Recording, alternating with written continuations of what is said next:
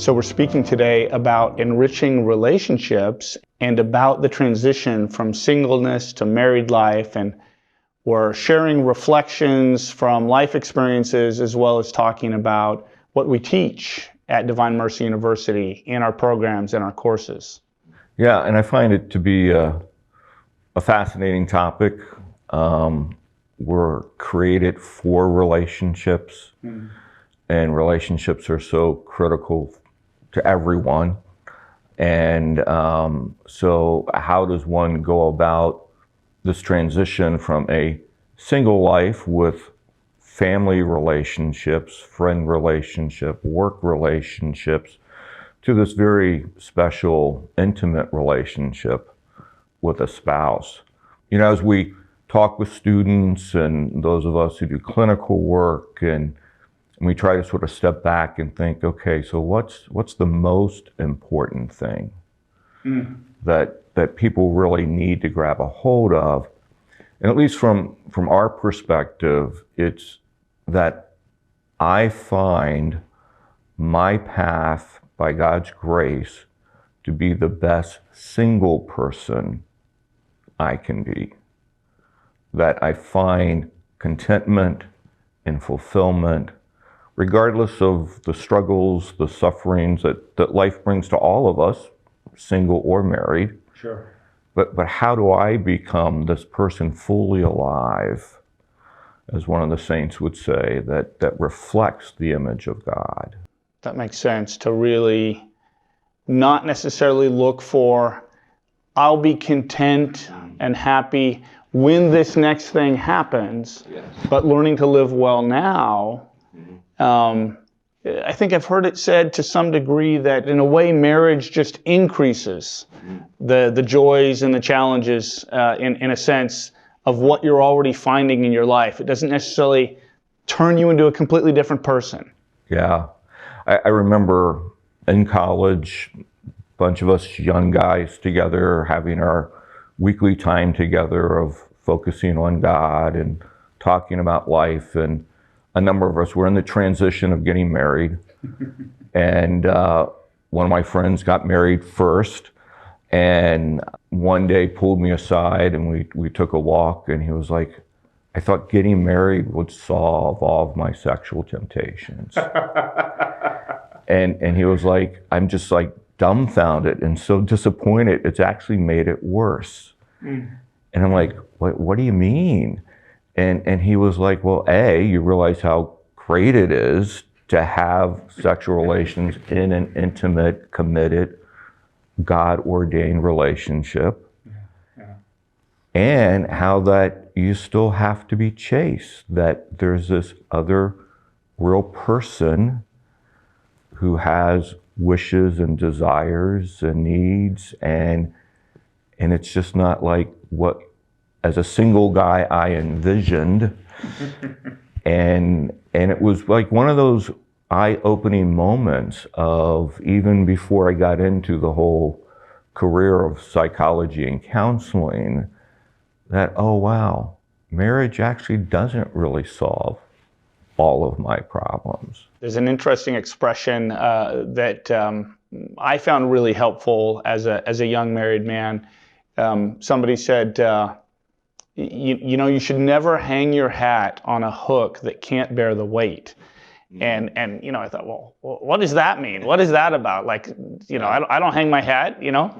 And they were explaining, like, well, there's maybe a natural tendency to think, oh, once I find my spouse, she'll just fulfill everything and I'll be completely happy and she'll be the only thing that I need.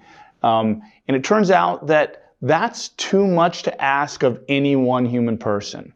Yes. And ultimately, we still need to have a certain amount that we count on God as our ultimate helper and fulfiller, certainly who works through our spouse, but to expect just our spouse to meet every need, to leave me completely satisfied, as it were, it's too much. It's setting the spouse up for failure, if you will. Yeah, yeah.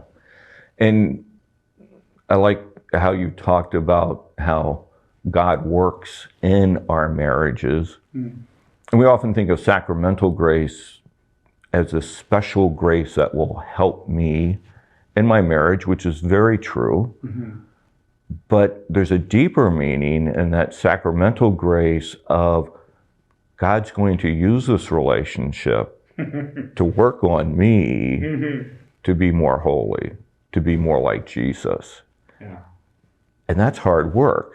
And we don't often like that God is using my spouse to make the changes that I need to make in my life. And so, part of it is having this realistic vision of what marriage is going to be like, and I like that concept of putting all the weight on one thing, when in fact, no, the church, the Holy Spirit, family, friends, all of that's needed to really have both a satisfying single life and a satisfying married life.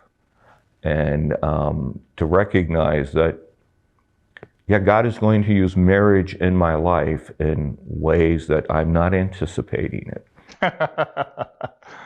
Yes. Another expression that I once heard, and certainly that I had my share of living it at a certain point, is it would be wonderful, if getting married meant the work was over, and we've arrived to, I don't know, the Garden of Eden, if you will, right? And there's some truth to that, of course, but our work is never done. We're works in progress here.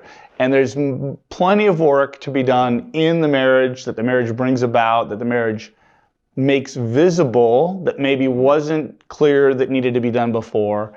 And so not having that idea that the work will be finished once I've arrived to the I do. In some ways, the work is just beginning at a new stage in that relationship. Yeah.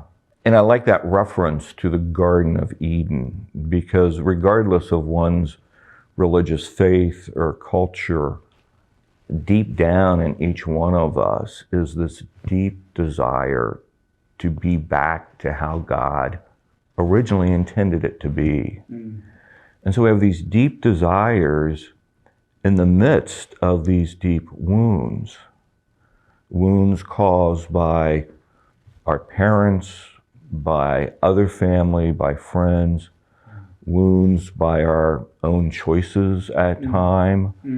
And yes, during our single life, we should be working by God's grace on healing those wounds in many different ways.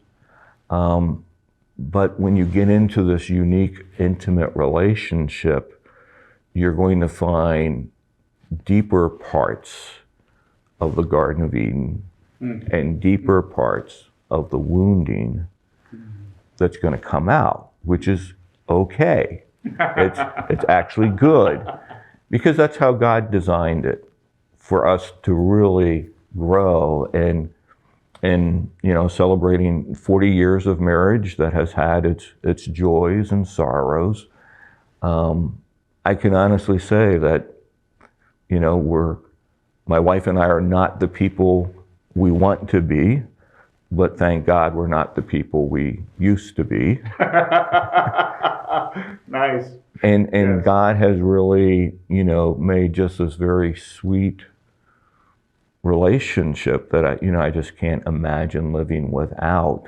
Yeah. And so while we talk about some of those struggles, want to help everyone to understand just the richness of committed relationships, and bring in just a little bit of the sociological information that faithful Catholics, faithful Christians, faithful Jews who really go on a regular basis to church or synagogue, who actually practice throughout the week their faith in prayer, private reading, family reading of their scriptures, actually do have a very significant lower rate of divorce. And what has clouded all that is the early studies simply said, are you a Christian? Are you a Catholic? Yes, of course I am, yes. But when they looked at the actual behaviors, the living out of the faith, what we would say the developing of virtues, by living out the faith, there is in fact a difference. And so that's where faith is so critical to enriching relationships. And it's recognizing this larger picture. One of my favorite sayings that people often at first are sort of startled about is that God's purpose in relationships is not to make you happy, but to make you holy. And coming into the marriage with that kind of concept of what is God up to? How is God going to work in my life and my spouse's life? And I really believe that helps to bring a whole different perspective, a deeper level of meaning and purpose to the relationship. So when you do hit those more difficult spots, you begin to understand, wait a second, this isn't just about me and my happiness, but it's really, what is God up to? And his working in my life to help me be more holy, to be more like Jesus, in my wife's own personal development, spiritual development. It really helps to see, if you will, more of a redemptive suffering understanding of what's happening, as opposed to my wife's not being nice to me, she's not being good to me, how could she say those things? To really step back and have a different perspective.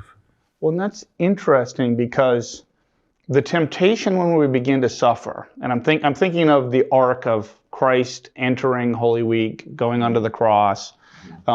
It looks like everything good is ending. That's a very natural human conclusion is, oh my goodness, everything's unraveling. All our hopes and dreams, right? I mean, I'm thinking what the apostles were thinking with Christ on the cross. And yet, it's actually, something new is beginning with pain, with suffering, but there's something really good on the other side of that if we can just see it through. Yeah, I really like that, because that's typically any new work that God is about has to shake up some foundations to make it take place. True. Yeah.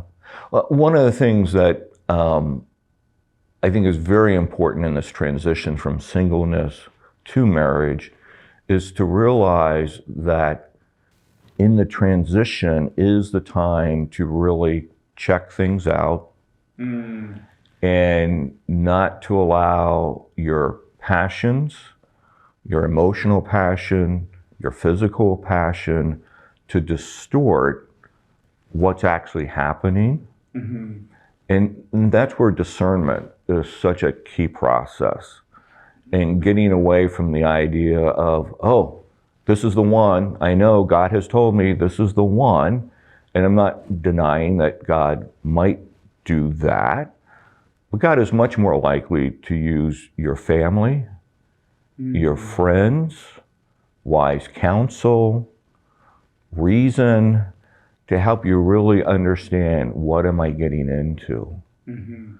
And at the moment, there's just some very nice instruments or measures that psychologists, counselors, priests, ministers use to really see what this relationship would look like. Yes. And is it a vital, flourishing relationship? Or do you have signs that this is going to be a very difficult relationship? And it's really in that period of time where you're like, yeah, I think this is the one. That's the time to really start the discernment process and really find out from a discernment process and not just how you're feeling, that yes, this really would be a good, strong relationship. And so we really encourage everyone to go through pretty in-depth premarital work. Yes.